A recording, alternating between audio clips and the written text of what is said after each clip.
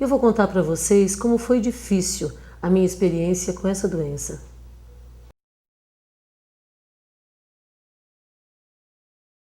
Faltavam poucos dias para o casamento da minha filha.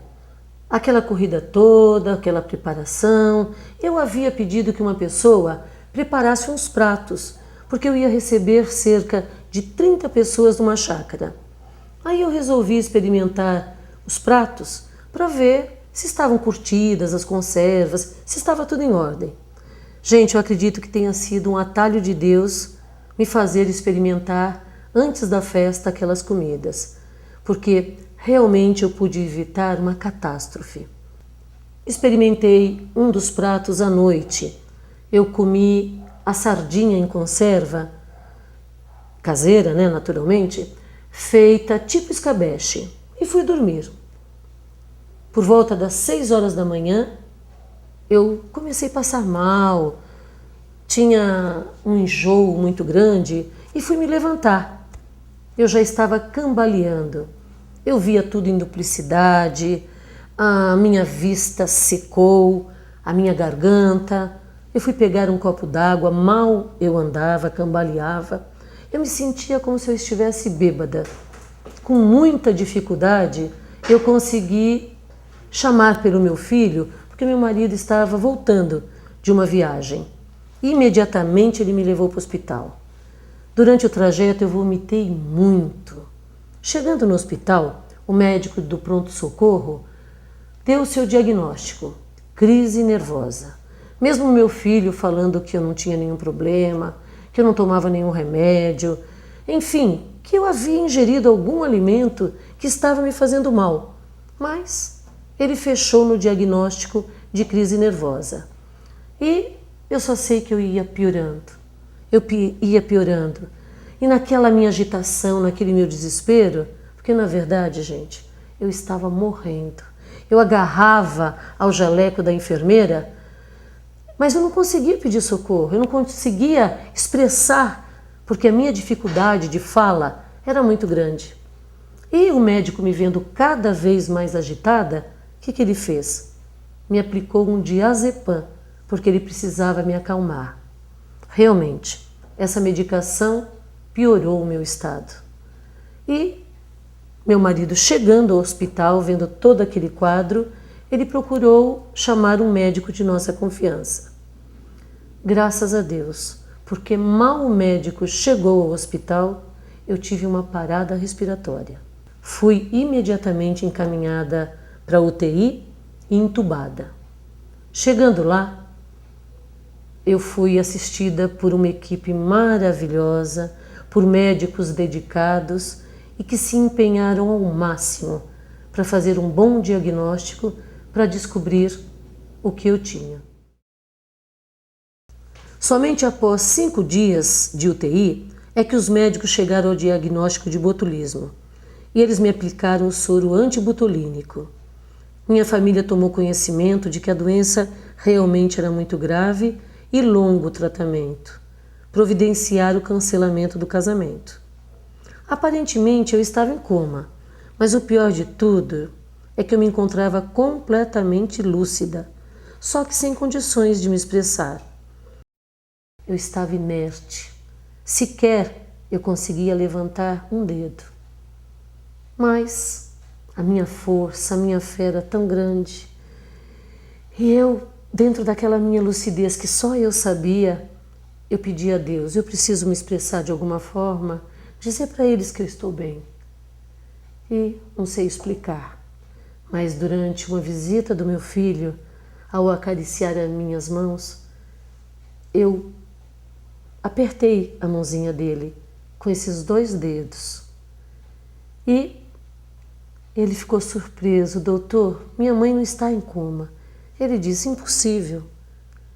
Mas eu fiz um gesto de que eu queria escrever.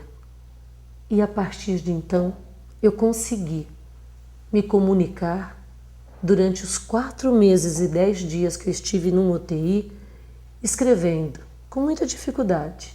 Mas foi a minha forma de comunicação e praticamente que me salvou para que eu expressasse o que eu sentia facilitando assim todo o tratamento com os médicos. E também, até bonitinho, eu tinha um ursinho panda que, para que eu conseguisse chamar os enfermeiros, eu apertava aquele bichinho e a equipe prontamente me atendia. E assim foi todo o meu tratamento, toda aquela dedicação. E para que eu recuperasse os meus movimentos gradativamente, teve muita fisioterapia, muita fonoaudiologia e muita paciência de todos. E aos poucos eu fui me recuperando, a minha pálpebra foi abrindo, um pequeno movimento de pé, um acanhado movimento de mãos, e a persistência médica, e a minha coragem, a minha luta. E quando eu percebi, eu já estava voltando os meus movimentos. Eu não podia ficar tanto tempo no hospital, precisava sanar a parte crítica, porque realmente o meu tratamento seria longo em casa. E eu tive alta hospitalar. A parte mais difícil foi reaprender a andar e falar. Vocês não podem imaginar. Foi um sofrimento inenarrável. Eu tive que fazer um grande esforço, porque enquanto eu não saísse da ventilação mecânica, eu não conseguiria ter alta hospitalar. Após longos 4 meses e 10 dias, eu tive alta médica. Essa alta foi só hospitalar, porque o meu tratamento em casa ainda duraria muitos meses.